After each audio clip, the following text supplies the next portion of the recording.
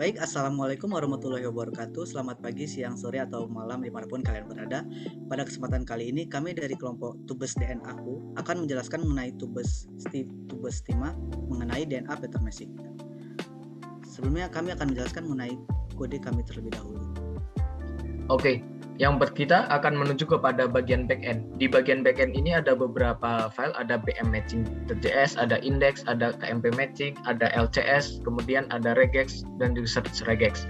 Nah, pertama kita akan menuju ke bm matching. Di sini kita menerapkan untuk string pattern matchingnya dengan menggunakan algoritma Boyer-Moore dan yang menggunakan mismatch karakter antara pattern dan teks.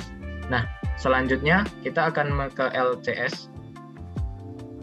Nah, di LCS ini atau long common subsequence digunakan untuk mencari subsequence terpanjang dari pattern yang ada di teks. Hal ini bertujuan untuk menentukan apakah pattern itu sama dengan teks yang dijadikan pengujian nantinya. Selanjutnya ada regex. Nah, untuk regex ini regex yang digunakan pada DNA untuk pengetesan DNA, di mana syarat DNA harus terdiri dari A, G, C, T. Apabila selain itu, maka nanti akan terjadi penolakan input. Oke, selanjutnya bisa dijelaskan oleh Ilham.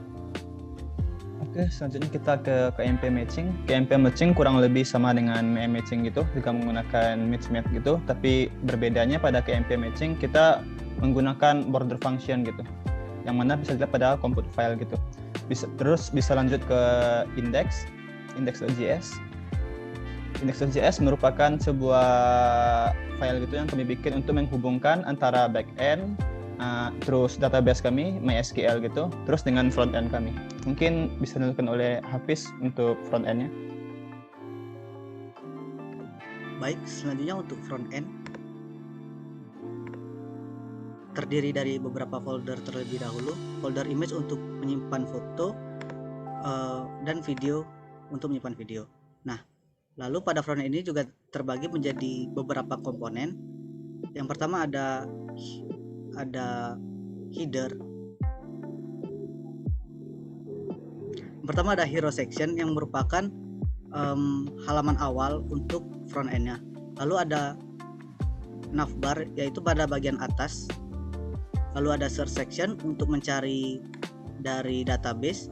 Lalu ada sidebar untuk tombol-tombol di samping. Lalu ada test section untuk halaman melakukan tes. Lalu ada upload section untuk mengupload penyakit yang baru. Nah, pada masing-masing folder ini terbagi menjadi elemen dan indeks. Untuk elemen sendiri itu merupakan kode untuk desainnya atau CSS-nya. Sedangkan untuk indeks itu merupakan implementasi ke front-end-nya. Selanjutnya akan kami mendemokan melalui web ini. Nah, di sini terdapat tombol tes, lalu di bagian navbar tadi ada tes, search, dan upload, yang mana kalau kita klik bakalan menuju ke halaman-halaman yang kita inginkan. Mungkin bisa dimulai dari upload. Oke, pertama kita akan melakukan demo pada upload. Yang di sini kita akan mencoba memasukkan penyakit itchy. Oke, nah file yang pertama kita masukkan adalah file itchy yang false atau salah. Salah ini maksudnya file tidak terdiri dari huruf A, G, C, atau T, sehingga nanti akan terjadi penolakan. Nah, sebagaimana yang terlihat, karena terdiri selain A, G, T, C, maka terjadi penolakan sequence. Kemudian kita coba masukkan untuk sequence yang benar. Nah, kita coba masukkan. Oke, nah karena teks berhasil dimasukkan sesuai dengan AGCT-nya tadi, maka teks bisa dimasukkan dan akan muncul di database.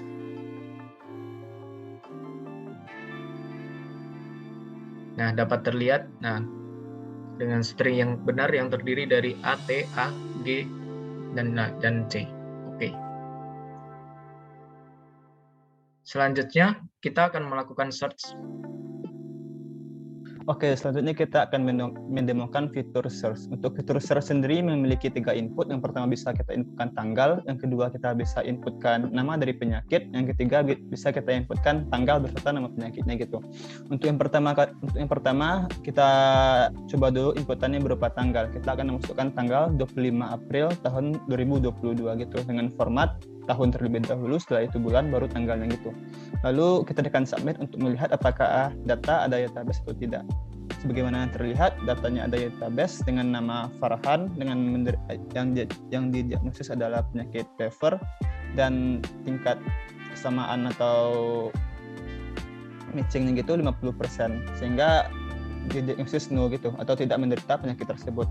Yang kedua bisa kita lihat dengan anonim penyakit flu dan tingkat kecocokannya itu 90%. Berarti dia bisa dikatakan menderita penyakit tersebut gitu. Selanjutnya kita bisa masukkan untuk kedua yaitu nama penyakit gitu. Kita bisa masukkan dengan nama penyakit fever. Bisa kita lihat nama penyakit fever ada 3 data pada tanggal 24, 25 dan 28 April tahun 2022. Bisa kita lihat ada 1 yang menderita penyakit, ada 2 yang tidak. Selanjutnya untuk inputan yang ketiga, kita bisa masukkan tanggal beserta nama penyakit. Kita masukkan tanggal 25 April tahun 2022 dan nama penyakitnya yaitu flu. Bisa kita lihat ada 1 data di dalam database yang sesuai dengan inputan yang kita masukkan, yaitu dengan nama anonim dan tingkat matching 90%, sehingga ia didiagnosa menderita penyakit flu gitu. Selanjutnya akan didemokan fitur tes oleh teman saya, ini Hafiz. Baik, selanjutnya fitur terakhir yaitu untuk melakukan tes terhadap seseorang apakah dia menderita suatu penyakit atau tidak. Misalkan kita memasukkan nama Budi. Misalkan jika penyakitnya tidak ada di database, seperti misalnya kayak gini,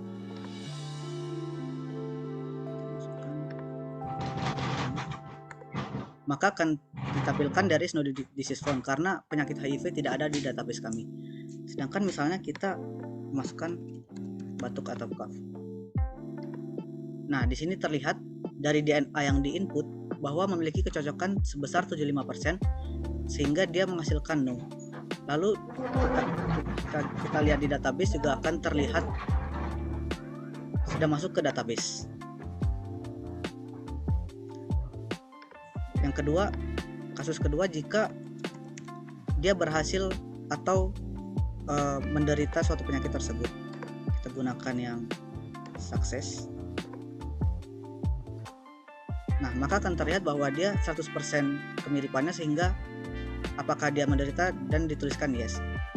Kita lihat di database juga telah masuk data baru yaitu Sinta.